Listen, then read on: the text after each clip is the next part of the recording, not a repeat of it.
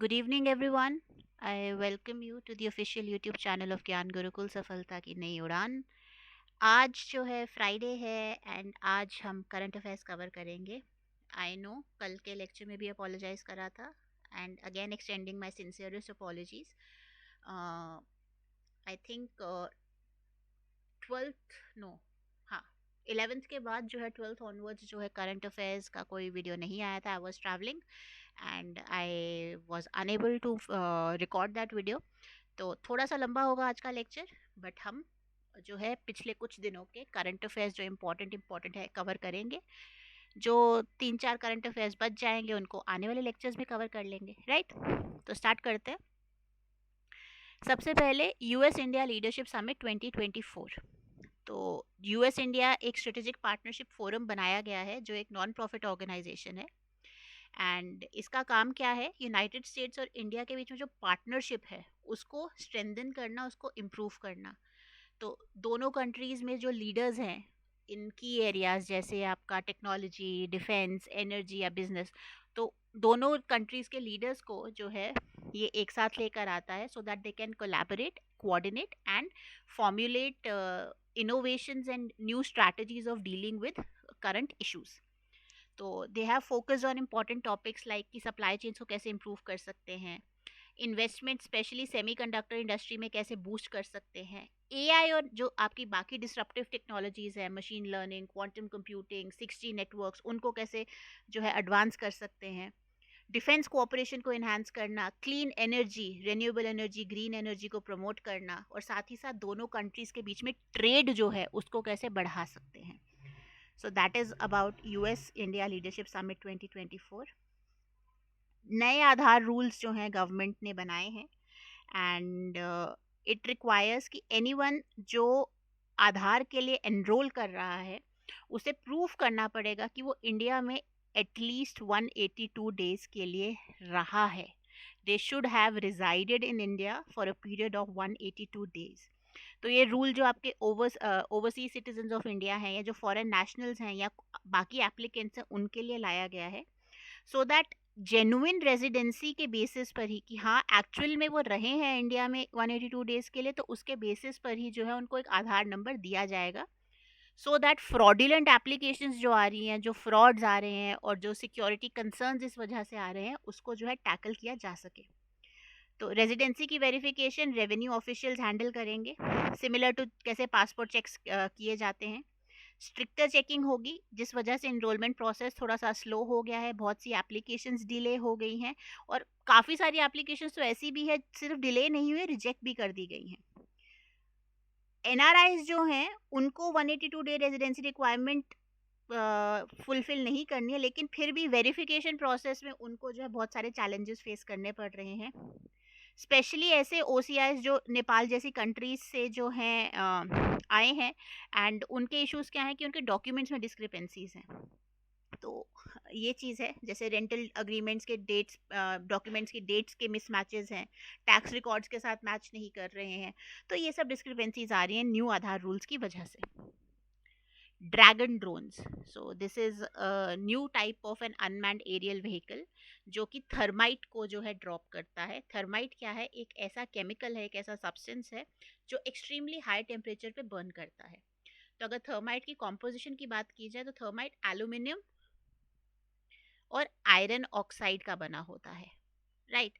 And जब ये जलता है तो इससे इंटेंस हीट प्रोड्यूस होती है almost two the tune of 2400 degree Celsius.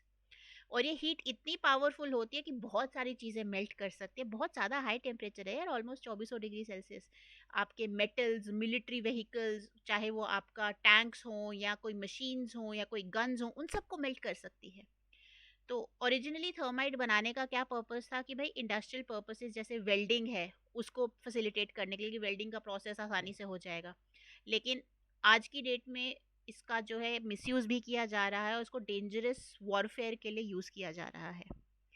तो जब बेसिकली थर्माइट को जब आप जलाते हो, एक इलेक्ट्रिक स्पार्क की मदद से जलाते हो, तो एक केमिकल रिएक्शन स्टार्ट होता है और वो केमिकल रिएक्शन सेल्फ सस्टेनिंग होता है। उसे जो है किसी चीज़ की ज़रूरत नहीं होती बाहर के एनवायरनमेंट से, और वो जब चलता है तो वो तब तक चलता रहेगा जब तक जितना थर्माइट आपने उस चीज में रखा है, जलाने के लिए रखा है, वो कम्प्लीटली जो है बर्न ना हो जाए। ठीक है, तो फैब्रिक, वुड, मेटल, इन सब चीज़ों को जला देता है और बहुत मुश्किल से जो है बुझाई जाती है इसकी लगाई हुई आग। तो एक्सट्रीमली डिफिकल्ट, डेंजरस है एंड सिवियर बर्न्स कॉज कर सकता है। United Nations interim peace keeping force in Lebanon 1978 में ये बनाई गई थी। एंड जो लेबनान और इसराइल का बॉर्डर है, जिसको ब्लू लाइन कहा जाता है, उसका जो 121 किलोमीटर का स्ट्रेच है, उस पर पीस बनाने की बात की जाती है। तो इनिशियली यूएनआईएफआईएल का रोल क्या था कि वो ऑब्जर्व करेगा और रिपोर्ट करेगा एक्टिविटीज़ इस एरिया में। लेकिन 2006 में जब इसराइल और हिजबुल्लाह के बीच में जो है कॉन्फ्लिक्ट बढ़ा, तो इसकी जो रिस्पॉन्सिबिलिटीज़ हैं वो भी बढ़ाई गई। एंड रिसेंटली इजरायली मिलिट्री ने क्या किया है, इजरायली मिलिट्री ने अपनी जो स्टेशंस हैं, अपनी जो पोजीशंस हैं, वो बहुत क्लोजली बना दी हैं यूएनएफआईएल के बेसिस के पास। एंड हेजबोला फाइटर्स को वो टारगेट कर रहे हैं वहाँ से। एंड इस बीच बहुत सारे आपके जो ये पीस कीपिंग मेंबर्स हैं, इनको जो है दिक्कत, जो है चोट पहुंची है, उनको जो है यहाँ पर थ्रेट हुआ है, दे आर बेसिकली थ्रेटेड। तो एक डेंजरस सिचुएशन हो गई है यूएन पीस कीपर्स के लिए। एंड रिसेंटली जो है काफ़ी सारे जो है वो इंजर्ड भी हुए थे इस फायर में, इस जो फायरिंग जो इसराइल कर रहा है बॉर्डर के अक्रॉस से। Next Fund AI. तो नेक्स्ट फंड एआई क्या है? नेक्स्ट फंड एआई आपका एक तरह का इथीरियम बेस्ड टोकन है जो कि एफबीआई ने बनाया है, जिसका नाम है नेक्स्ट फंड एआई। एंड एक स्टिंग ऑपरेशन का पार्ट है which is design to expose कि किस तरह से क्रिप्टो करेंसी के मार्केट्स में इलीगल एक्टिविटीज़ जो हैं वो चल रही हैं। तो एफबीआई ने लीगल एक्शन लिया है काफ़ी सारे इंडस्ट्रियलिस्ट के अगेंस्ट और कंपनीज के अगेंस्ट जो मार्केट मैनिपुलेशन में पार्टिसिपेट कर रहे हैं थ्रू क्रिप्टो करेंसी मार्केट्स। तो विटनेसेस, कोऑपरेटिंग विटनेसेस जो है उनकी मदद से ये बनाया गया है। एंड इंफॉर्मेशन जो है गैदर करता है Next Fund AI based on fraudulent practices crypto currency sector में। तो मार्केट मैनिपुलेशंस जो है इन्होंने अनकवर करी हैं। New x band radar approved for Wayanad flood monitoring. तो वायनाड जो केरला में है, रिसेंटली वहाँ पे इमेंस हमने फ्लडिंग हमें देखने को मिली थी। तो उस चीज़ का डिज़ास्टर मैनेजमेंट के लिए वहाँ पर जो है proper pre disaster and post disaster जो है mitigation and adaptation strategies promote करने के लिए एक न्यू एक्सपैंड रेडार अप्रूव किया गया है। तो रेडार की अगर बात की जाए, ये आपका स्टैटिक का पोर्शन है, ध्यान से सुनिएगा। It stands for radio detection and ranging. तो ये क्या करता है, ये डिवाइस है, ये यहाँ से रेडियो वेव्स भेजेगा ऑब्जेक्ट्स को डिटेक्ट करने के लिए और ये देखने के लिए कि वो कितने दूर हैं।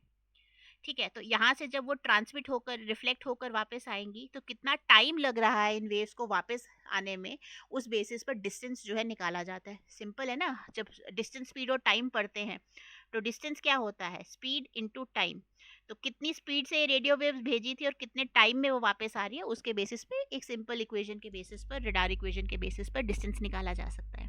तो दो पार्ट्स होते हैं, एक ट्रांसमीटर होता है और एक रिसीवर होता है। ट्रांसमीटर का काम होता है सिग्नल भेजना, रिसीवर का काम होता है कि जब वो सिग्नल रिफ्लेक्ट होकर आ रहा है तो उसे पकड़ना। तो डिटेल्स जो हैं बहुत अच्छी तरह से जो है वो फिगर आउट की जा सकती हैं। अब डॉपलर रेडार एक तरह का रेडार है जो कि वेदर को स्टडी करने के काम आता है। तो डॉपलर इफेक्ट कब होता है, जब साउंड या लाइट वेव्स की फ्रीक्वेंसी चेंज होती है। फ्रीक्वेंसी का क्या फॉर्मूला है, what is the formula of frequency and what is frequency, जल्दी से कमेंट सेक्शन में बताओ। तो जब उसकी फ्रीक्वेंसी चेंज हो रही है, फ्रीक्वेंसी कब चेंज हो रही है, जब वो आपकी तरफ आ रहा है या आपसे दूर जा रहा है, यानी ऑब्जेक्ट जिसको आप मेजर कर रहे हो वो स्टेशनरी नहीं है, it is not stationary, it is moving. तो उसकी मूवमेंट की वजह से उसकी फ्रीक्वेंसी में चेंज देखने को मिल रहा है। तो वेदर रेडार में, डॉपलर रेडार में क्या होता है कि वो पता लगाता है कि क्लाउड्स कितनी तेज़ी से मूव कर रहे हैं और किस डायरेक्शन में जा रहे हैं, क्या हमारे पास आ रहे हैं, क्या हमसे दूर जा रहे हैं, एंड किस तरह से हैवी रेनफॉल जो है वो इम्पैक्ट कर सकती है। तो हैवी रेनफॉल को मैप करने के लिए वो क्या करते हैं कि मूविंग रेन या स्टॉर्म क्लाउड्स के ऊपर जो सिग्नल के चेंजेस उनको ऑब्जर्व करने को मिलते हैं, उसको यूज करके वो बताते हैं। अब एक्स बैंड रेडार क्या है, एक्स बैंड रेडार भी रेडियो वेव्स को यूज करता है। किस फ्रीक्वेंसी रेंज में, 8 से 12 गीगाहर्ट्ज की रेंज में। जो कि इलेक्ट्रोमैग्नेटिक स्पेक्ट्रम में अगर आप देखो तो रेडियो वेव्स के लिए ही डेजिग्नेटेड है। जो शॉर्टर वेवलेंथ्स हैं वो क्लियरर और हाई रेजोल्यूशन इमेजेस देती हैं, लेकिन ज़्यादा दूर तक नहीं जा सकती क्योंकि सिग्नल जो है वो वीक हो जाता है डिस्टेंस के साथ। वायनाड में जो है एक्स बैंड रडार जो है सॉइल मूवमेंट के ऊपर जो है फोकस करेगा, क्योंकि अगर आपको पता हो वायनाड में लैंडस्लाइड जो है इस फ्लड ने, सॉली फ्लक्शन जो है इस फ्लड्स ने कॉज करा था, इमेंस लैंडस्लाइड एंड इमेंस सॉली फ्लक्शन। तो सॉइल मूवमेंट को जो है मॉनिटर करेगा और प्रिडिक्ट करेगा और ये बताएगा कि लैंडस्लाइड्स कब होने वाले हैं, प्रिडिक्शन करेगा लैंडस्लाइड्स के, किस तरह से इन्वायरमेंटल डेटा को हम फास्ट और एक्यूरेट तरीके से प्रोवाइड कर सकते हैं। तो इंडिया 1950 से मेट्रोलॉजिकल रडार्स को इस्तेमाल कर रहा है। पहला एक्स बैंड रडार जो था वो 1970 में बनाया गया था। अब इंडिया के पास एक्स बैंड और एस बैंड दोनों है। एस बैंड रडार की जो रेंज है वो ज़्यादा बड़ी होती है as compare to X band. And mission Mausam है इंडियन गवर्नमेंट का, जहां जिसके अंडर वो 60 न्यू वेदर रडार्स लगाने की बात करते हैं by 2026, so that weather forecasting across the country जो है उसको इम्प्रूव किया जा सके। नॉर्मल सैटेलाइट्स को क्यों नहीं यूज़ कर सकते? बिकॉज सैटेलाइट्स की ये लिमिटेशन रहती है कि वो उनको क्लाउड फ्री कंडीशन चाहिए, उनको क्लाउड्स नहीं चाहिए। द मोमेंट क्लाउड्स आ जाएंगे सैटेलाइट का जो सिग्नल है वो डिसरप्ट हो जाता है। रेडार्स जो हैं all weather day and night काम करते हैं। सैटेलाइट्स दिन में काम करेंगी, देर आर सर्टन सैटेलाइट जो नाइट टाइम पे भी काम करती हैं, उनमें जो है आपके एक्टिव सोर्सेज लगे होते हैं, बट यूजुअली सनलाइट जो है जो रिफ्लेक्ट हो रही है अर्थ की सरफेस से उसको कैप्चर करके फीचर्स को बताती हैं। तो अगर क्लाउड्स आ गए तो क्लाउडी कंडीशन में सैटेलाइट्स का जो फंक्शन है वो बहुत लिमिटेड हो जाता है and they do not provide good images. तो इस वजह से रडार की application for weather forecasting, for disaster management और ज़्यादा हो जाती है। Right, moving on to the next piece of news. Record solar power capacity reached globally in 2023. 2023 में दुनिया में 347 गीगावाट्स ऑफ सोलर एनर्जी जो है प्रोड्यूस हुई है, यूटिलाइज हुई है, which is a 74% increase from 2022। तो सोलर पैनल्स की कॉस्ट जो है उसमें हमने कटौती देखने को मिली है। मोरओवर गवर्नमेंट की पॉलिसीज़ बहुत अच्छी हैं जो इसको सपोर्ट कर रही हैं। तो IRENA and international labour organisation की रिपोर्ट से इसमें ये बताया गया था। चाइना ने सबसे बिगेस्ट रोल प्ले करा है। 63% जो है 347 गीगावाट्स का वो चाइना की तरफ से आया है। बाकी United States, Germany, Brazil, Spain, India, Italy, Netherlands, Australia, Japan, इन सब ने भी कंट्रीब्यूट करा है। राइट एंड सिर्फ सोलर कैपेसिटी इंप्रूव नहीं हुई है, इस सोलर कैपेसिटी इंप्रूव होने के साथ साथ सोलर सेक्टर में जो एम्प्लॉयमेंट है फोटोवोल्टाइक सेल्स बनाने की वो भी इंप्रूव हुई है। तो ग्लोबल एम्प्लॉयमेंट में भी इंप्रूवमेंट देखने को मिली है। Indian naval ships have enhanced maritime cooperation Bahrain. Indian naval ship जो है Tir and Indian coast guard ship जो है वीरा, ये मनामा बहरीन में पहुंची हैं एंड जो लॉन्ग रेंज ट्रेनिंग डिप्लॉयमेंट है पर्शियन गल्फ में, ये उसका हिस्सा है वहाँ पर। तो वहाँ पर ये ट्रेन करेंगी और साथ ही साथ कुछ एक्टिविटीज़ में इन्वॉल्व करेंगी बहरीन की नेवी के साथ एंड कोऑपरेशन को प्रमोट करने के लिए in the Indian ocean region. तो इंडिया की डेडिकेशन जो मैरीटाइम सिक्योरिटी और कोऑपरेशन के लिए उसको प्रमोट करता है ये। तो कौन कौन सी शिप्स? नेवी की तीर एंड इंडियन कोस्ट गार्ड की वीरा कहाँ पहुंचे हैं? मनामा बहरीन में। Nihon Hidankyo wins 2024 Nobel peace prize for disarmament. ये हमने कल जो नोबेल प्राइज पे स्टैटिक जीके का मॉड्यूल डाला था उसमें कवर करा हुआ है। निहॉन हिदायन को एक ऑर्गेनाइजेशन है जो कि कॉन्स्टिट्यूट की गई है by the survivors of the atomic bombings of Hiroshima and Nagasaki, और इन सर्वाइवर्स को जापानीज में हिबाकुशा बोला जाता है। तो इन सर्वाइवर्स ने क्या रोल प्ले करा है इन raising awareness about the devastating impacts of nuclear weapons, और उनका जो काम चल रहा है कि एक दुनिया बननी चाहिए फ्री ऑफ न्यूक्लियर आर्म्स, एक पीसफुल दुनिया बननी चाहिए। न्यूक्लियर एनर्जी का इस्तेमाल सिर्फ पीसफुल पर्पसेस के लिए होना चाहिए, वॉर के लिए नहीं। तो they are promoting that, right. And they have help create what is known as the nuclear taboo. कहते हैं ना टैबू है ये चीज, इस बारे में बात ही नहीं करनी, मनहूस है। तो न्यूक्लियर मनहूस है ये निहॉन हिदायंको ने जो है प्रमोट करा है, इन्होंने एक वो बताया है। एंड एक वाइड स्प्रेड बिलीफ है कि न्यूक्लियर वेपन्स का इस्तेमाल करना अनएक्सेप्टेबल है। तो वर्ल्ड वॉर 2 एंड हुई थी 1945 में। The second atomic bomb was dropped on 9th August 1945 and तब से लेकर अब तक किसी और लड़ाई में एटॉमिक बॉम्ब का इस्तेमाल ना हो, that has been ensured by Nihon Hidankyo. 1956 में it has been founded and full name क्या है इसका? Japan confederation of A and H bomb sufferers organisation. ठीक है, तो हिबाकुशा के राइट्स को भी प्रोटेक्ट करता है, साथ ही साथ न्यूक्लियर डिसआर्मामेंट को प्रमोट करता है। 2024 army commanders conference begins in Gangtok. Gangtok Sikkim में है, तो सेकंड आर्मी कमांडर्स कॉन्फ्रेंस जो है 2024 की वो गैंगटॉक में शुरू हो चुकी थी 10 अक्टूबर को। एंड सीनियर लीडर्स जो इंडियन आर्मी के उनको एक साथ लेकर आती है ताकि कंट्री की जो सिक्योरिटी सिचुएशन है और जो की चैलेंजेस हैं और स्ट्रैटेजीज जो है फ्यूचर के लिए वो प्लान कर सके। फेज़ 1 में अर्ली डिस्कशंस एंड असेसमेंट्स होंगी और फेज़ 2 जो कि दिल्ली में होगा अक्टूबर 28 से 29 के बीच में, तो यहाँ पे deeper analysis and refined strategies पे काम किया जाएगा अर्लियर डिस्कशंस के बेसिस पर।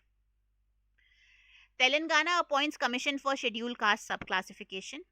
तो 1 पर्सन कमीशन ऑफ इंक्वायरी बिठाई गई है कमीशन ऑफ इंक्वायरी एक्ट 1952 के तहत। जस्टिस शमीम अख्तर जो है उनको ये टास्क दिया गया है एंड कमीशन को, जस्टिस शमीम अख्तर को 60 डेज का टाइम दिया गया है कि अपना काम जो है कंप्लीट करें।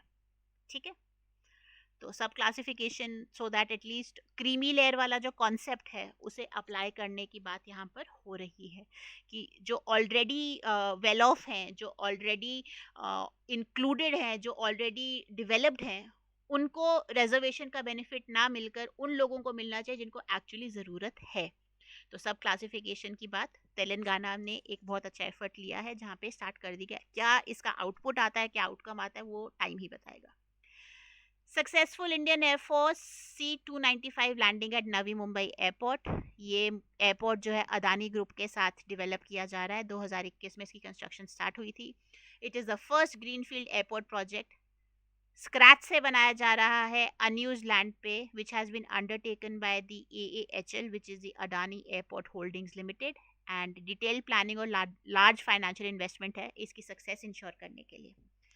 तो एक बार कंप्लीट हो जाए एयरपोर्ट में क्या क्या होगा? 3700 मीटर्स का रनवे होगा, मॉडर्न टर्मिनल्स होंगे, एडवांस ट्रैफिक कंट्रोल सिस्टम्स होंगे एंड टर्मिनल 1 जो है it is expected to manage around 20 million passengers annually at first with a future capacity to handle 90 million passengers and 800,000 tons of cargo every year. तो C-295 की बात की जाए तो एक ट्रांसपोर्ट एयरक्राफ्ट है which has been design by Airbus military. 9000 kilo तक का कार्गो ये लेकर जा सकता है, मॉडर्न टेक्नोलॉजी पे बना हुआ है। पहली बार 1998 में जो है उड़ा था and it is being used since 2001 and cargo, medical evacuation, surveillance के लिए इस्तेमाल किया जाता है। 2000 किलोमीटर के ऑल्टीट्यूड पे उड़ सकता है and can take off and land on short runway, ज़रूरी नहीं है कि बड़ा लंबा रनवे होना चाहिए। ठीक है, मोर देन 30 कंट्रीज इसको यूज़ कर रहे हैं एंड डिफरेंट वर्जन हैं इस एयरक्राफ्ट के, मेरीटाइम पेट्रोल वगैरह के लिए जो कि डिज़ाइन किए गए हैं। Prime minister attended the 19th east Asia summit. हमने इसके बारे में पढ़ा था जब हम आसियान के बारे में पढ़ रहे थे। तो 11 अक्टूबर 2024 को प्राइम मिनिस्टर ऑफ इंडिया ने 19th ईस्ट एशिया समिट में पार्टिसिपेट किया जो कि वियनशियान लाओ PDR में हुआ था, लाओस में हुआ था, पीपल्स डेमोक्रेटिक रिपब्लिक लाओ, पीपल्स डेमोक्रेटिक रिपब्लिक। तो इंडिया की क्या डेडिकेशन है अपने नेबरिंग नेशंस के साथ काम करने की, स्पेशली इंडो पैसिफिक रीजन में, तो उसको हाईलाइट करता है। एंड ईस्ट एशिया समिट जो है 2005 में स्टार्ट किया गया था। जो आसियान कंट्रीज़ हैं उसके अलावा इसमें 18 और कंट्रीज़ हैं, 8 और कंट्रीज़ हैं, China, Japan, South Korea, Australia, New Zealand, inclusive of India. And security, economic growth, sustainable development, dialogue, promotion, collaboration, इन सब को जो है प्रमोट करता है ये ईस्ट एशिया समिट। इंडिया की बर्ड पॉपुलेशन जो है it has decline significantly and सबसे ज़्यादा पॉपुलेशन डिक्लाइन देखने को मिला है वो देखने को मिला है वल्चर्स में, जिन्होंने सिवियर रिडक्शंस देखी हैं स्पेशली बिटवीन 1992 एंड 2002। ये लिविंग प्लैनेट रिपोर्ट 2024 ने हाईलाइट करा है and India is the only country to have a specific section on its birds in this report, क्योंकि क्राइसिस दिखने को मिल रहा है। इंडिया डिजिटल एग्री कॉन्फ्रेंस 2024 ये न्यू दिल्ली में हुई थी। Indian Chamber of Food and Agriculture ने ऑर्गेनाइज करवाई थी in cooperation with IIT Ropar, TIF Awadh. तो क्या एम था इस इवेंट का, किस तरह से डिजिटल टेक्नोलॉजी जो है इट कैन चेंज फार्मिंग जो कि इंडिया में हो रही है, फार्मिंग को कैसे इम्प्रूव किया जा सकता है, इन्हांस किया जा सकता है, जो ट्रेडिशनल फार्मिंग को कैसे इम्प्रूव किया जाए, चेंज किया जाए, इनोवेशन को कैसे इनकरेज किया जाए और कोलैबोरेशन को कैसे प्रमोट किया जाए, वो था इस कॉन्फ्रेंस का मेन मुद्दा। India's vaccine regulatory system declared functional bye WHO. तो इट जो डब्ल्यूएचओ की असेसमेंट थी, इट फोकस ऑन की areas like safety, effectiveness, vaccine की क्वालिटी क्या है, जो कि एसेंशियल फैक्टर्स है किसी भी कंट्री के लिए जो वैक्सीन प्रोड्यूस कर रही है। तो इवैल्यूएशन ने जो ग्लोबल बेंचमार्किंग टूल है जो डब्ल्यूएचओ ने बनाया है उसको यूज़ करा, एंड इट वाज इंडिया का जो रेगुलेटरी सिस्टम था, वैक्सीन रेगुलेटरी सिस्टम, वो मेच्योरिटी लेवल 3 पर रेट किया गया। It performs well in several critical areas, and एक साइन है कि एक वेल फंक्शनिंग रेगुलेटरी सिस्टम है, सो विच इज़ इंश्योरिंग की जो क्वालिटी है जो वैक्सीन की प्रोड्यूस हो रही है और जो यूज़ हो रही है कंट्री में, that is not compromised. India awarded hosting rights for ISSF junior world cup 2025।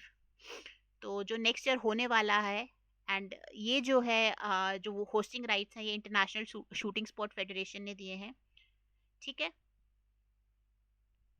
Right. तो प्रेसिडेंट कौन है आईएसएसएफ के? लुसियानो रॉसी, जो कि अभी दिल्ली में है for the season ending world cup finale, जहाँ पे टॉप शूटर्स compete करते हैं।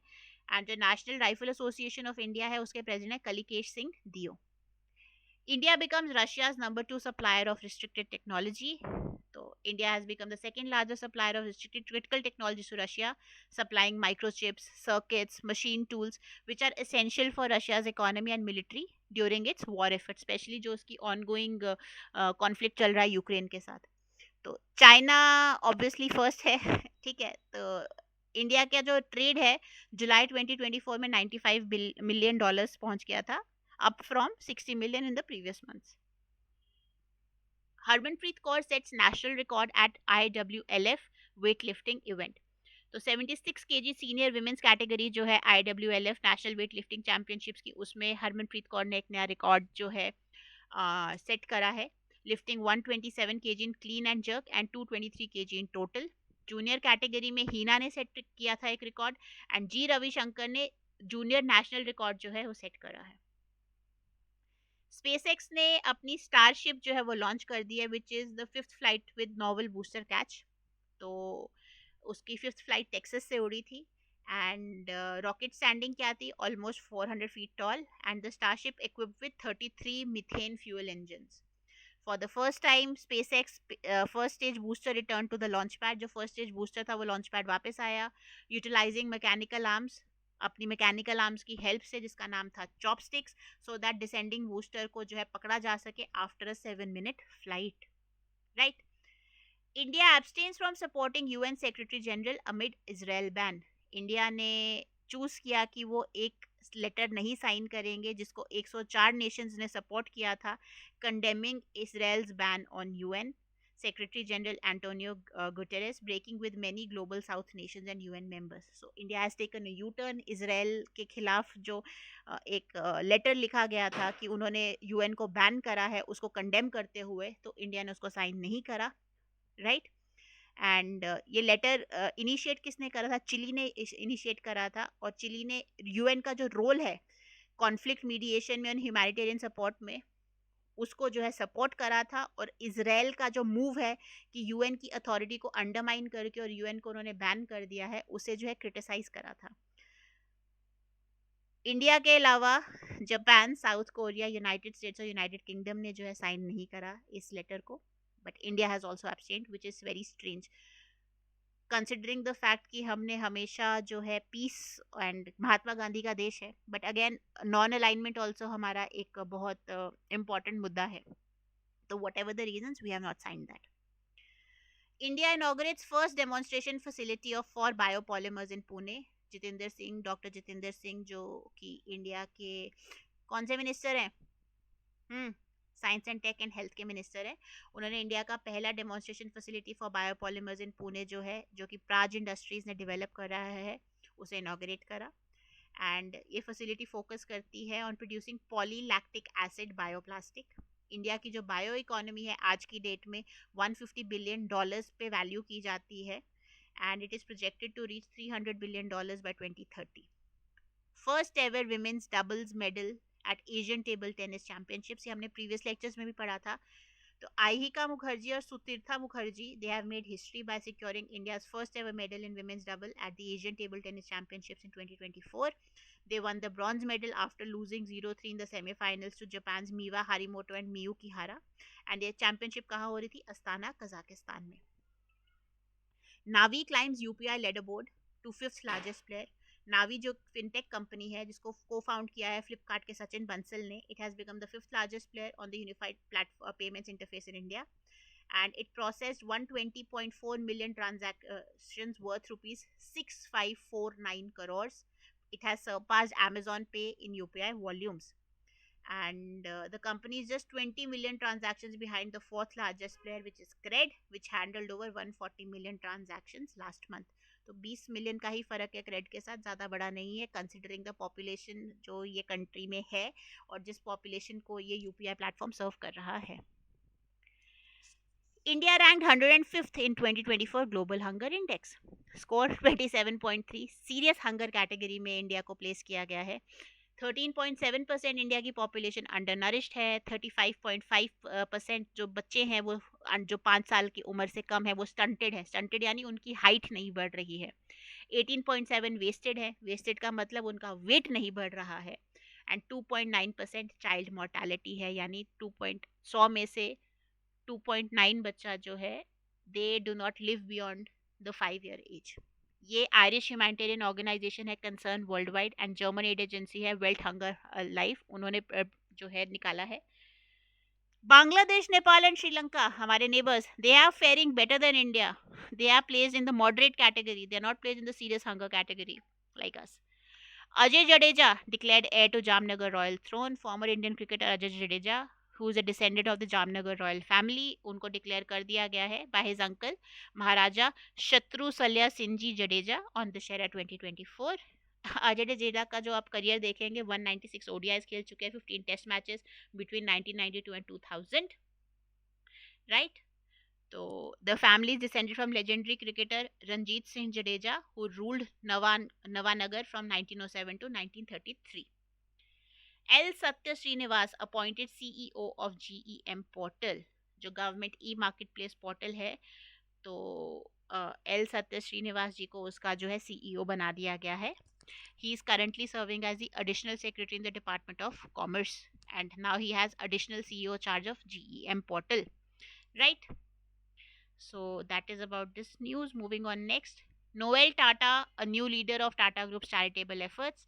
Tata Trust जो है it holds 66% of Tata Sons, and basically giving it considerable sway over investment and strategic decisions, जो कि ये टाटा सन्स के कॉन्ग्लोमेरेट में जो है लिए जाते हैं, तो टाटा ट्रस्ट को एक सिग्निफिकेंट जो है होल्ड दिया गया है। तो while the trust do not manage Tata Sons operations, they appoint a third of the board members. तो उनको ये पावर है कि at least 1/3 of the board members ये अपॉइंट कर सकते हैं, and it holds veto power over significant decisions. तो नोएल टाटा जो कि 67 साल के हैं, he has been named as the chairman of Tata Trust. He will succeed Ratan Tata, who passed away recently, right? Nobel in Economics 2024, again कल ये पढ़ चुके हैं, एसिमोग्लू, जॉनसन एंड रॉबिन्सन को मिला है। दे हैव डेमोन्स्ट्रेटेड कि किस तरह से सोसाइटल इंस्टीट्यूशंस जो हैं वो एक कंट्री की प्रॉस्पेरिटी और डेवलपमेंट को इम्पैक्ट करती हैं, किस तरह से poor rule of law and institutions जो अनअकाउंटेबल और not so transparent and colonial mindset के साथ चलती हैं, वो अपनी पॉपुलेशन को एक्सप्लॉइट करती हैं एंड ग्रोथ को प्रमोट नहीं करती हैं, या वो चेंज नहीं जो है एक्सेप्ट करती हैं। तो ये economics in Nobel to 3 members, Acemoglu, Johnson and Robinson. UN report reveals gender gap in global social protection. United Nations Women report है जिसने रिवील करा है कि 2 बिलियन women and girls हैं around the world जिनको essential social protection नहीं दी गई है, जैसे health care, pensions, cash benefits, ये सब. And this report was released just before the International Day for the Eradication of Poverty, drawing attention to the urgent need to address these inequalities. हमने United Nations पे एक comprehensive lecture जो है वो करा हुआ है इन आ स्टैटिक सीरीज, अगर आपसे वो मिस हो गया है, उसमें यूएन विमेन के बारे में भी हमने पढ़ाया था, तो आप स्टैटिक जीके बाय नाजुक मैम की जो प्लेलिस्ट है ज्ञान गुरुकुल के चैनल पे, उसको वहां से एक्सेस कर सकते हैं और देख सकते हैं। Right. India Colombia sign audio visual co production agreement. तो एक इंपॉर्टेंट एग्रीमेंट है to work together in the film industry. It will allow the Indian and Colombian filmmakers to collaborate on different aspects of filmmaking, जैसे कि resources को share करना, creative ideas हो, technology हो, finances हो, and joint productions को promote करना. Union ministry ने IGOT लैब जो है मिनिस्ट्री एम्प्लॉयज के लिए वो लॉन्च करा है. डॉक्टर एल मुरुगन जो कि यूनियन मिनिस्टर है, उन्होंने इसकी क्रिएशन स्टार्ट करी है. IGOT is Integrated Government Online Training Lab within the Ministry of Information and Broadcasting. इस इनिशिएटिव से क्या होगा, मिनिस्ट्री एम्प्लॉयज को एक ऑनलाइन वर्चुअल ट्रेनिंग जो है दी जाएगी, कैपेसिटी बिल्डिंग का एक प्लेटफॉर्म दिया जाएगा ताकि वो अपनी स्किल्स को इम्प्रूव कर सके ऑनलाइन लर्निंग के थ्रू. तो एक डिटेल्ड रिव्यू हुआ था मिनिस्ट्री का अपने कैपेसिटी बिल्डिंग कैलेंडर को लेकर, एंड उसका प्रोग्रेस जो है उसको प्रमोट करने के लिए IGOT लैब जो है वो लॉन्च किया गया. Shubha Tole elected president elect of IBRO. Professor Shubha Tole, who is a known scientist, neuroscientist, उनको जो है प्रेसिडेंट इलेक्ट बनाया गया है for international brain research organisation. एक ग्लोबल ग्रुप है रिप्रेजेंटिंग न्यूरोसाइंस सोसाइटीज. ये IBRO का जो एनुअल मीटिंग हुआ शिकागो में, वहाँ पे डिसीजन लिया गया. IBRO की अगर बात करें 1961 में ये इस्टेब्लिश किया गया था, एंड इसका एम क्या है, न्यूरोसाइंस की ग्रोथ को सपोर्ट करना एंड सस्टेन करना education, training, research and development initiatives के थ्रू. 69 न्यूरो साइंस सोसाइटीज़ है 57 कंट्रीज से जो इसके मेंबर हैं, एंड 2 मेजर जर्नल्स पब्लिश करता है IBRO, जिसका नाम है neuro science and IBRO neuro science reports. S Paramesh new chief of Indian coast guard. Experience की बात करें तो 30 ईयर से ज़्यादा का एक्सपीरियंस है इनके पास, एंड वाइड रेंज है, बहुत वर्सेटाइल करियर इनका रहा है, मैरीटाइम में भी एंड टेरेस्ट्रियल ऑपरेशंस में भी. इंडियन कोस्ट गार्ड की अगर बात की जाए 1978 में इस्टेब्लिश किया गया था, मिनिस्ट्री ऑफ डिफेंस के अंडर काम करता है. मेन जॉब क्या है, आपके सीज को सेफ रखना, पोल्यूशन की अबेटमेंट करना and search and rescue mission जो है वो कंडक्ट करवाना. 5 एरियाज में काम करता है, नॉर्थ वेस्ट में, वेस्टर्न में, ईस्टर्न में, साउथ वेस्ट में, अंडमान एंड निकोबार में. More than 150 ships and 62 aircrafts हैं. Coast Guard Day February 1 each year celebrate किया जाता है, एनुअल इवेंट है, एंड बाकी कंट्रीज़ के साथ भी काम करके कोस्टल सिक्योरिटी एंड को इम्प्रूव करने की बात करता है, एंड इमरजेंसीज में भी हेल्प करता है. ठीक है, Indian coast guard. Samarthak, the first ship of multipurpose vehicle vessel. तो इंडिया का पहला मल्टीपर्पज वेसल प्रोजेक्ट शिप जो है, it has been built by Larsen and टर्बो shipyard for the Indian navy, and इसको लॉन्च किया गया था LNT की काटूपल्ली वाली जो साइट है वहाँ पर. प्रोजेक्ट क्या है, समर्थक सॉरी, जो मल्टीपर्पज वेसल वाला प्रोजेक्ट है वो क्या है, ये 2022 में स्टार्ट किया गया था, एंड बात हुई है कि 2 मल्टीपर्पज वेसल्स बनाएंगे. इंडिया की जो मिनिस्ट्री ऑफ डिफेंस है और LNT शिपयार्ड के बीच में कॉन्ट्रैक्ट साइन हुआ था, एंड इन वेसल्स को डिज़ाइन किया गया कि बहुत सारे डिफरेंट टास्क जो है वो हैंडल कर सके नेवी के लिए, एंड शोइंग कि किस तरह से मॉडर्न नेवल शिप्स जो है एक इम्पॉर्टेंट रोल प्ले कर सकते हैं.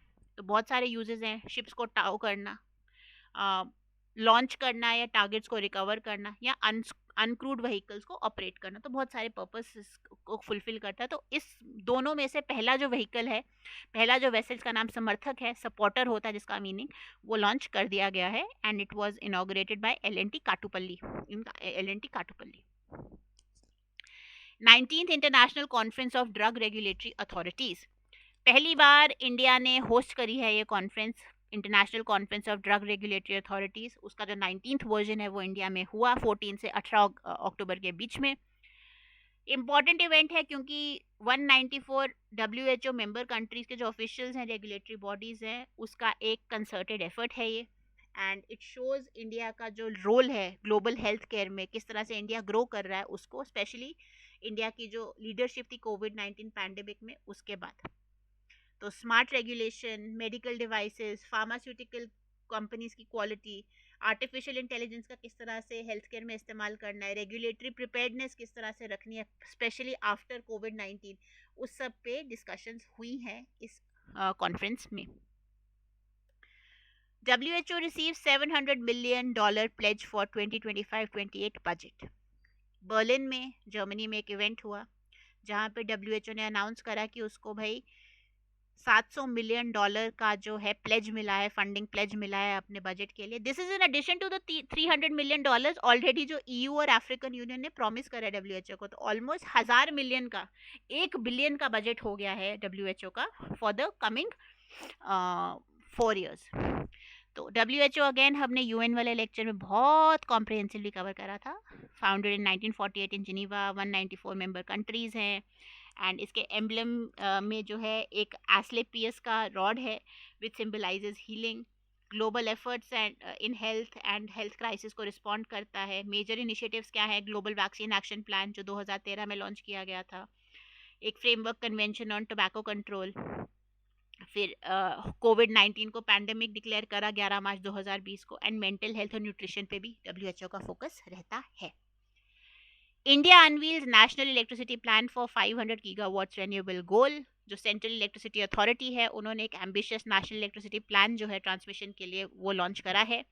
एंड इस प्लान के तहत जो इंडिया का रेन्यूएबल एनर्जी कैपेसिटी है उसको सिग्निफिकेंटली इंक्रीज करा गया है. टारगेट दे दिया है 500 गीगावाट का कि हम 2030 तक 500 गीगावाट जो है रेन्यूएबल एनर्जी प्रोड्यूस करेंगे एंड 2032 तक 600 गीगावाट. की गोल्स क्या है? रेन्यूएबल एनर्जी को इंक्रीज करना, एनर्जी स्टोरेज सिस्टम्स की कैपेसिटी को एनहांस करना, 47 gigawatts battery energy storage systems and 31 gigawatts of pump storage plants. Power transmission and renewable energy की इंटीग्रेशन करना. राइट. तो green hydrogen, green ammonia specially coastal region में जैसे मुंद्रा, कांडला, टूटीकोरिन वहां पे प्रमोट करने. This is the purpose of this national electricity plan for 500 gigawatts renewable energy goal. PM Modi inaugurates India Mobile Congress 2024 and ITU WTSA. ये दो major events Bharat Mandapam new Delhi में inaugurate करे गए हैं. एंड स्पेशल ओकेजन है India के लिए and Asia Pacific reason के लिए क्योंकि पहली बार कोई एशियन कंट्री जो है इसको होस्ट कर रही है ITU WTSA को. तो ITU WTSA क्या है? इंटरनेशनल टेलीकम्युनिकेशन यूनियन, जो अगेन UN की एक स्पेशलाइज्ड बॉडी है और हम UN वाले लेक्चर में बहुत अच्छे से कवर कर चुके हैं. तो यूनाइटेड नेशंस एजेंसी है जो डिजिटल टेक्नोलॉजी और कम्युनिकेशन पे फोकस करती है. हर 4 साल में ये इवेंट होता है एंड इट इज़ क्रूशियल कि ग्लोबल स्टैंडर्ड्स को सेट किया जाए नए टेक्नोलॉजीज के लिए, उसके लिए होल्ड किया जाता है. 3000 से ज़्यादा लीडर्स जो हैं वो इसमें पार्टिसिपेट करते हैं from more than 190 countries. And जो आपकी आने वाली टेक्नोलॉजी चाहे 6G हो, चाहे आर्टिफिशियल इंटेलिजेंस हो, इंटरनेट ऑफ थिंग्स हो, साइबर सिक्योरिटी हो, सबको यहाँ पे डिस्कस किया जाता है एंड प्लान किया जाता है किस तरह से इसके गाइडलाइंस और स्टैंडर्डाइजेशन को हमने करना है. IMC क्या है? इंडिया मोबाइल कांग्रेस है. एशिया का लार्जेस्ट फोरम है डिजिटल टेक्नोलॉजी का. लेटेस्ट इनोवेशंस को शोकेस करता है एंड 400 से ज़्यादा एग्जीबिटर्स और 900 से ज़्यादा स्टार्टअप्स इसमें पार्टिसिपेट करते हैं. 120 कंट्रीज़ को रिप्रेजेंट करते हैं. Right, and they will discuss cutting edge areas like quantum technology, circular economy, 6G, etc, etc, etc. Delhi की एयर क्वालिटी जो है पुअर कैटेगरी में आ गई है. अभी दिवाली हुई भी नहीं है, दशहरा के बाद ही ये हाल है, तो दिवाली में क्या होगा? 234 का स्कोर है. तो there is a need for immediate action to prevent further deterioration. And stage 1 of GRAP जो कि आपका ग्रेडेड रिस्पॉन्स एक्शन प्लान है वो लॉन्च कर दिया गया है. 2017 में GRAP जो है इंट्रोड्यूस किया गया था. एक इमरजेंसी स्ट्रैटेजी है कि एयर पोल्यूशन के साथ कैसे डील करना है. 4 स्टेजेस में आता है. पहली स्टेज में क्या है कि कोशिश की जाएगी जब AQI आपका 201 से 300 के बीच में आता है, पुअर कैटेगरी में आता है, तो यहाँ पर डस्ट पोल्यूशन मैनेजमेंट के वेरियस स्टेप्स जो है लिए जाते हैं. फ्यूचर में स्टेज 2 में क्या आता है? जब वेरी पुअर कैटेगरी में पहुंच जाए 301 से 400 के बीच में. स्टेज 3 एक्टिवेट होती है जब सिवियर कैटेगरी में आ जाए 401 से 450. एंड स्टेज 4 एक्टिवेट होता है जब AQI सिवियर प्लस में आ जाए above 450. Right. So this is about GRAP stage 1 implementation in Delhi NCR. Snooping scandal. Snooping होता है ताक झाक. स्नूपिंग का मतलब क्या होता है? मतलब snooping is an English word. It means ताक झाक करना. तो इटली में जो प्राइम मिनिस्टर है जियोर्जिया मेलोनी, सब जानते होंगे, PM मोदी के साथ काफ़ी मीम्स बने थे इनके G20 में हैंडशेक करते हुए. एंड AI के थ्रू बहुत सारे गाने भी गाए हैं मोदी जी ने इनके लिए. Okay, jokes apart. तो Italian prime minister Giorgia Meloni को एक मेजर स्कैंडल में इन्वॉल्व हो गई हैं। बेसिकली बैंका इंटेसो सैनापोलो का एक बैंक क्लर्क थे जिन्होंने अनलॉफुली जो है बहुत सारे लोगों की पर्सनल फाइनेंशियल इंफॉर्मेशन जो है व्यू करी है, including politicians, celebrities, business leaders. तो इस वजह से ये स्नूपिंग स्कैंडल जो है इन लाइट आया है। एंड सिक्योरिटी को लेकर, डेटा प्रोटेक्शन को लेकर, सॉवरेनिटी को लेकर, डेटा राइट्स को लेकर, बहुत सारी पर्सनल लिबर्टी को लेकर, प्रिवेसी को लेकर बहुत सारी डिबेट्स जो चल रही हैं, और through which the Italian government, especially the Prime Minister Giorgia Meloni, has come into light. THAAD, तो ये क्या है? ये यूनाइटेड स्टेट्स का एक मिसाइल सिस्टम है जो कि वो इसराइल को भेजने वाले हैं। इसकी फुल फॉर्म है terminal high altitude area defence. एक एडवांस मिसाइल सिस्टम है विच हैज़ बीन डिजाइंड कि वो इंटरसेप्ट कर सके और एनिमी मिसाइल्स को डिस्ट्रॉय कर सके during the last part of their flight. So it uses a technology called hit to kill, meaning it directly hits a missile in the air to destroy it rather than using explosives. तो typically इसमें क्या होता है, 95 soldiers को operate करते हैं, 6 truck mounted launchers होते हैं और हर लॉन्चर के ऊपर 8 इंटरसेप्टर्स होते हैं, total of 48 interceptors. Radar and tactical control equipment होता है ताकि डिटेक्ट किया जा सके और ट्रैक किया जा सके इनकमिंग टारगेट्स को. एंड बिल्ड किसने किया? लॉकहीड मार्टिन, जो कि एक डिफेंस मैन्युफैक्चरर है यूएस में, डिफेंस कॉन्ट्रैक्टर है, उन्होंने इसको डिज़ाइन करा है और बिल्ड करा है. तो इसराइल को ये भेजा जा रहा है यूनाइटेड स्टेट्स के थ्रू. आपको पता होगा इसराइल जो है नाटो का बहुत इंपॉर्टेंट पार्ट है, यूएस का बहुत इंपॉर्टेंट एक डिफेंस पार्टनर है. तो with their ongoing fight against the Palestinian refugees, especially in the West Bank area and the Gaza Strip, तो यूएस जो है उनको एड कर रहा है. International Solar Alliance assembly kicks off in New Delhi. बहुत सारे इंपॉर्टेंट प्रोजेक्ट्स प्रेजेंट किए गए. Solar X startup challenge, STAR C initiative, global solar facility, first international solar festival, ये सब जो है यहाँ पर जो है प्रेजेंट किए गए. इसके बारे में आप पढ़ सकते हैं. 5 सेकंड का पॉज ले लेते हैं. बोलते बोलते मैं भी थक गई हूँ, काफ़ी लंबा लेक्चर हो गया. तो रीड दिस, तब तक I will have gulp of a sip of water. ठीक है, तो रीड दिस. कोई डाउट होगा, कुछ समझ नहीं आएगा, ऑल दो सेल्फ एक्सप्लेनेटरी है, आप कमेंट सेक्शन में पूछ सकते हो. I will get back to you there.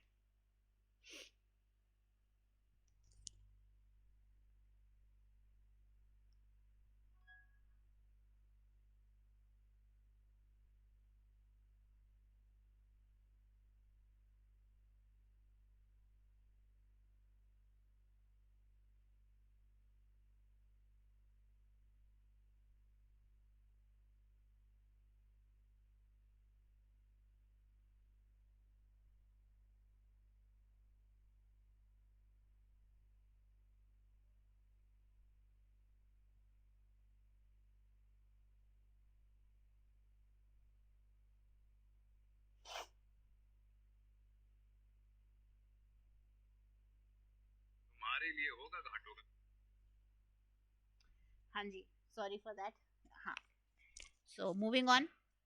Samarth scheme. Samarth ministry of textiles की एक स्कीम है जो कि 2018 में लॉन्च की गई थी. And it is aimed at promoting skill development textile industry में. प्रोडक्टिविटी को इम्प्रूव करने की बात करता है. एंटरप्रेन्योरशिप कैपेसिटीज़ जो है आर्टिजन्स की, उसको इम्प्रूव करने की बात करता है. बहुत सारे टेक्सटाइल इंडस्ट्रीज़ को ये सपोर्ट करता है, हैंडलूम्स हो, हैंडीक्राफ्ट्स हो. Market driven training programs design करता है. तो रिसेंटली इसको 2 साल की एक्सटेंशन जो है वो दी गई है. That is why it was in news. Asia Pacific ministerial conference on disaster risk reduction 2024 Philippines में, मनीला जो उनकी कैपिटल है, वहाँ पर एक कंडक्ट कराई गई. प्रेसिडेंट बोंग मार्कोस जो है फिलीपींस के, नाम याद रखिएगा. थीम क्या है? Search to 2030, enhancing ambition in Asia Pacific to accelerate disaster risk reduction. Asia Pacific region से पॉलिसी मेकर्स जो हैं उन्होंने पार्टिसिपेट किया and they have discussed ways कि किस तरह से डिजास्टर रिस्क को रिड्यूस किया जा सकता है, specially with the fact that climate change is accelerating and it has led to frequent and severe natural disasters like your flooding and droughts and things like that. International Telecom Regulators Conference by TRAI, ये new Delhi में हुई है. It was held alongside 2 major events जिनके बारे में अभी हम पिछली स्लाइड्स में हमने पढ़ा है. WTSA 2024 and IMC 2024. तो ट्राई के बारे में अगर बात की जाए, ये स्टैटिक का पोर्शन है, 1997 में जो है डेवलप किया गया, इस्टेब्लिश किया गया था इसको, to regulate the telecom services in India. Main job क्या है, फेयर कंपटीशन हो, कंज्यूमर्स को कुछ जो है उनका फ़ायदा ना उठाया जाए। तो टैरिफ्स रेकमेंड कर सकते हैं ट्राई, लेकिन उसको इन्फोर्स नहीं कर सकते। And it regulates broadband and cable services and vibrant telecom market. एक फेयर टेलीकॉम मार्केट इस्टेब्लिश करने में, रॉबस्ट टेलीकॉम मार्केट इस्टेब्लिश करने में ट्राई का बहुत इंपॉर्टेंट रोल है। ट्राई की अकम्पलिशमेंट क्या है, नेशनल टेलीकॉम पॉलिसी 2012 की, एंड जो मोबाइल नंबर पोर्टेबिलिटी जो एमएनपी स्कीम है उसको, वो and regularly public consultation hold की जाती हैं इंडस्ट्री के साथ एंड लोगों के साथ, सो दैट ये इंश्योर करने के लिए कि इनके जो रेगुलेशन है वो वेल इन्फॉर्म्ड है एंड इफेक्टिव है। हेडक्वार्टर्स कहाँ है, न्यू दिल्ली में। India to establish centre of excellence for Ayurvedic research. एक नया सेंटर ऑफ एक्सीलेंस जो है आयुर्वेदा रिसर्च के लिए वो सेटअप किया जाएगा CSIR की, national institute of interdisciplinary science and technology में। कहाँ पे, पापनामकोड, केरला में। Kerala has a rich Ayurveda का ट्रेडिशन, तो इसीलिए केरला को चूज़ किया गया। गोल क्या है सेंटर का, कि हम साइंटिफिकली टेस्ट कर सकें और वैलिडेट कर सकें आयुर्वेदिक प्रोडक्ट्स को, सो दैट वो इंटरनेशनल स्टैंडर्ड्स के साथ मीट कर सकें, सो दैट हमारी एक्सपोर्ट्स को जो है ऑगमेंट किया जा सके, स्पेशली जो हमारे MSME सेक्टर के एक्सपोर्ट्स हैं और जो प्रोडक्ट्स हैं उनकी क्वालिटी अश्योरेंस के लिए, उनकी क्वालिटी अश्योर करने के लिए। तो this initiative is part of the celebration of CSIR NIIST's 50th anniversary. अरे इसको क्या हो गया, हाँ इस वजह से हो रहा था, हाँ। एंड ये union minister of science and technology Jitendra Singh जो है उसको लॉन्च करेंगे। कैबिनेट ने ऑलमोस्ट 2600 करोड़ का एक रेल रोड ब्रिज जो है वो अप्रूव करा है गंगा रिवर के ऊपर वाराणसी में। प्रोजेक्ट्स 4 साल लेगा कंप्लीशन के लिए, एंड इम्प्रूव क्या करेगा, ट्रांसपोर्टेशन को इम्प्रूव करेगा इस रीजन में। ये PM गति शक्ति नेशनल मास्टर प्लान जो है, जो कि बात करता है कि कनेक्टिविटी को कैसे इम्प्रूव करना है through out India by better transport planning and management. It integrates rail, road and other transport systems into a single system. तो लोगों के लिए, गुड्स के लिए, सर्विसेज के लिए मोबिलिटी जो है आसान करेगा ये प्रोजेक्ट। यूरोपियन स्पेस एजेंसी का प्रोबा 3 मिशन जो है वो नवंबर 2024 में लॉन्च होगा। इम्पोर्टेंस क्या है, ये इसरो के PSLV एक्सेल रॉकेट पर लॉन्च होगा। तो it is a collaboration between ESA and ISRO, right. PROBA 3 की अगर बात की जाए तो वो ESA का पहला ऐसा मिशन है जो कि प्रिसीजन फॉर्मेशन फ्लाइंग पर फोकस करेगा। प्रिसीजन फॉर्मेशन फ्लाइंग क्या है, 2 सैटेलाइट्स की कॉन्स्टलेशन जो है वो लॉन्च की जाएगी, एंड एक सिंगल स्ट्रक्चर की तरह वो 2 सैटेलाइट्स काम करेंगी, 2 अलग अलग स्ट्रक्चर्स नहीं, एक सिंगल स्ट्रक्चर की तरह। तो नई टेक्नोलॉजीज टेस्ट करेगा कि किस तरह से सैटेलाइट्स जो है एक साथ क्लोज फॉर्मेशन में कैसे फ्लाई कर सकती हैं, एंड किस तरह से एक्सपेरिमेंट्स जो है स्पेस रॉन्डेवू के लिए जो है वो कंडक्ट करवाए जा सकते हैं। मेन गोल क्या है, एक आर्टिफिशियल एक्लिप्स बनाना। आर्टिफिशियल एक्लिप्स बोले तो सूर्य ग्रहण जो है आर्टिफिशियली लगाना, सो दैट सन का जो कोरोना है, जो उसका आउटर पार्ट है सन के एटमॉस्फेयर का, जो यूजुअली इतना ब्राइट लाइट सन प्रोड्यूस करता है कि वो हाइड हो जाता है, उसे स्टडी करना, सो दैट जो आपके सोलर इवेंट्स होते हैं जैसे सोलर फ्लेयर्स हैं या कोरोनल मास इजेक्शंस हैं, जिसके बारे में हम प्रीवियस लेक्चर्स में बहुत डिटेल में, अगस्त वाली वीडियोस खोलना उसमें बहुत अच्छे से कवर करा है कि कोरोनल मास इजेक्शन क्या होता है, सोलर फ्लेयर क्या होता है, सब बहुत अच्छे से पढ़ा है। एक ना एक लेक्चर, मेरे को डेट याद नहीं है but I remember teaching this, so please refer to those lectures. And it can मतलब स्पेस को भी इम्पैक्ट कर सकता है, अर्थ को तो इम्पैक्ट करता ही है, बिकॉज इनसे जो है आपकी कम्युनिकेशन सैटेलाइट्स, आपका जो वेदर इवेंट्स, ये सब जो है इम्पैक्ट होते हैं। And in continuation with that, sun has reached a solar maximum, increasing its activity and impacts. sun जो है एक सोलर साइकिल में चलता है, जो कि एक 11 साल का साइकिल होता है, एंड उस 11 साल के साइकिल में अभी सन ने एक पीरियड एंटर करा है जिसका नाम है सोलर मैक्सिमम, जिसकी वजह से सन स्पॉट्स और सोलर एक्टिविटी में इंक्रीज देखने को मिला है। तो सन की मैग्नेटिक एक्टिविटी जो है वो सिग्निफिकेंटली इंक्रीज हो गई है, एंड जो है ज़्यादा सन स्पॉट्स, ज़्यादा सोलर फ्लेयर्स एंड ज़्यादा कोरोनल मास इजेक्शंस जो है देखने को मिल रही हैं। इनफैक्ट माना जाता है कि बहुत बार सोलर मैक्सिमम के दौरान जो सन के मैग्नेटिक पोल्स हैं वो भी फ्लिप कर जाते हैं, जिसकी वजह से एक्टिविटी में और बढ़ोतरी देखने को मिलती है। तो ड्यूरिंग सोलर मैक्सिमम क्या होता है, सन स्पॉट्स, जो डार्क स्पॉट्स होते हैं सन की सरफेस में, जो कि कूलर होते हैं अपने सराउंडिंग एरियाज से, वो बढ़ जाते हैं। सन की सोलर फ्लैश जो है, एक्सप्लोजन ऑफ एनर्जी जो सन रिलीज करता है वो ज़्यादा होती हैं। Massive ejection of solar material जिसको हम कोरोनल मास इजेक्शन कहते हैं वो ज़्यादा होता है, जिससे सोलर सिस्टम ज़्यादा एक्टिव और अनप्रिडिक्टेबल हो जाता है और अर्थ पे लाइफ को इम्पैक्ट करता है। India has issued new guidelines to combat green washing practices. Green washing क्या होता है? आपने जी लेबल लगा दिया हम इको फ्रेंडली हैं, हम सस्टेनेबल हैं। इतने इको फ्रेंडली और सस्टेनेबल आप हो नहीं, आपको कोई साइंटिफिक वैलिडेशन नहीं है अपने अपने प्रोडक्ट को इको फ्रेंडली, इन्वायरमेंटल फ्रेंडली या सस्टेनेबल कहने का, लेकिन फिर भी आप ग्रीन वॉश कर रहे हो। इतना है नहीं जितना आप दिखा रहे हो, बढ़ा चढ़ा कर दिखा रहे हो। तो नई गाइडलाइंस आई हैं, जो सेंट्रल कंज्यूमर प्रोटेक्शन अथॉरिटी है उन्होंने जो नए रूल्स लाए हैं, तो जो फॉल्स इन्वायरमेंटल क्लेम्स है ना, उस जिसको ग्रीन वॉशिंग कहा जाता है, उसे कॉम्बैट करने के लिए, तो कंज्यूमर्स मिसलीड ना हो। अरे ये तो इको फ्रेंडली प्रोडक्ट है, अरे ये गुलाल ये तो इको फ्रेंडली है, चलो इसे हम इस्तेमाल करेंगे, हमारा ना इन्वायरमेंट खराब होगा, ना स्किन खराब होगी, ना बाल खराब होंगे। अरे ऐसा नहीं है। तो अब कंपनीज को साइंटिफिक प्रूफ देना है before any state environmental statements that they make, तो उसको वैलिडेट करना पड़ेगा साइंटिफिक प्रूफ के साथ। ठीक है, तो that is about this green washing practices. First ASEAN India track 1 cyber policy dialogue held in Singapore. इस डायलॉग में जो है साइबर थ्रेट का लैंडस्केप क्या है, नेशनल साइबर पॉलिसीज क्या है, threat assessment and ICT development जो यूएन में की जा रही हैं उसके बारे में जो है डिस्कस किया गया। नॉर्थ कोरिया ने साउथ कोरिया को हॉस्टाइल स्टेट डिक्लेयर कर दिया अपने नए कॉन्स्टिट्यूशन में पहली बार। एंड किम जोंग उन जो कि नॉर्थ कोरिया के डिक्टेटर हैं, बेसिकली ये उनके विजन के साथ अलाइन करता है। और उनका विजन क्या है कि जो पीसफुल यूनिफिकेशन है एंड इंटेंसिफिकेशन है नॉर्थ कोरिया का, जो स्टांस है साउथ कोरिया के अगेंस्ट, उसको प्रमोट करता है। एंड नॉर्थ कोरिया जो है उसका प्लान ये है कि परमानेंटली जो है अपना जो बॉर्डर है साउथ कोरिया के साथ हम ब्लॉक कर देंगे और अपने मिलिट्री डिफेंसेस को स्ट्रेंथन करेंगे। तो बहुत ही अग्रेसिव स्टांस ले लिया है नॉर्थ कोरिया ने। Let's see what happens. SCO summit 2024 अक्टूबर 15 से 16 पाकिस्तान में होने वाला, हो चुका है, होने वाले तो पुरानी न्यूज़ है ना, तो हो चुका है। प्राइम मिनिस्टर शहबाज शरीफ वो लीडर्स को वेलकम करेंगे China, Russia, Iran and India से। एंड वहाँ पे इंडिया पाकिस्तान के रिलेशंस एंड इंडिया चाइना में जो हॉस्टिलिटीज चल रही है वो सब भी डिस्कस होगा। तो इंपॉर्टेंट रीजनल इशूज जैसे सिक्योरिटी और इकोनॉमिक कोऑपरेशन को डिस्कस किया जाएगा। इंडिया के external affairs minister doctor S Jaishankar जो है रिप्रेजेंट करेंगे इंडिया को along with other officials of course. ये एससीओ की अगर बात की जाए तो 2001 में इस्टेब्लिश किया गया था, एक सिक्योरिटी फोकस्ड ग्रुप है। फाउंडिंग मेंबर्स कौन कौन है? China, Russia, Kazakhstan, Kyrgyzstan, Tajikistan and Uzbekistan. India and Pakistan 2017 में ज्वाइन करे हैं, right after 16 years of its formation. Iran जल्द ही मेंबर बनने वाला है। मेन गोल क्या है?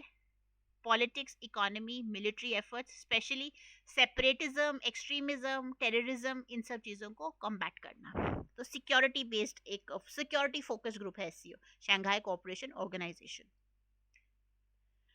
India's VVIP security tiers and agencies. India के सिक्योरिटी डिटेल्स जो हाई रिस्क इंडिविजुअल्स को दिए जाते हैं by police and local government, 6 tiers होते हैं based on threat perception. SPG, Z plus, Z, Y plus, Y and x, इसमें से जेड प्लस हाइएस्ट होता है। And president, vice president, PM, जजेस of the Supreme Court and High Courts, armed forces chiefs, governors, CMs, ministers, actors and other VIPs को ये दिया जाता है।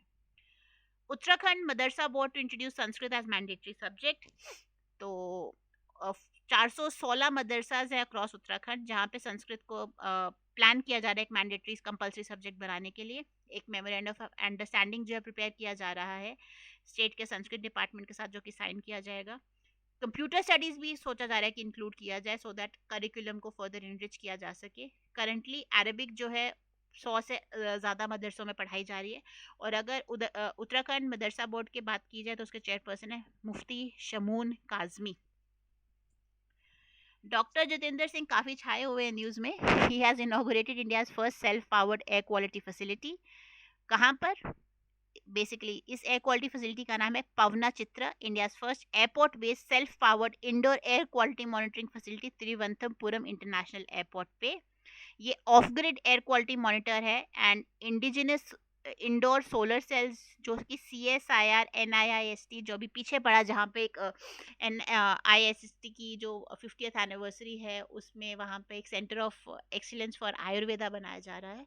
तो उन्होंने ही ये जो है सिस्टम डेवलप करा है एंड लोकली अवेलेबल मटेरियल से बनाया गया है. It will monitor the air quality of Thiruvananthapuram international airport and इसका नाम है Pavana Chitra. Indo Turkiye friendship association launch to strengthen ties. ITFA Hyderabad में इनॉग्रेट की गई, aiming to bolster economic, cultural, tourism, educational and technological cooperation between India and Turkey. Turkish council general Orhan Yalman Okan, इन्होंने highlight किया कि Indian tourism जो है Turkey में वो राइज कर रहा है with 3.5 lakh visitors visiting Turkey in 2023 and expected to reach 4 lakh soon.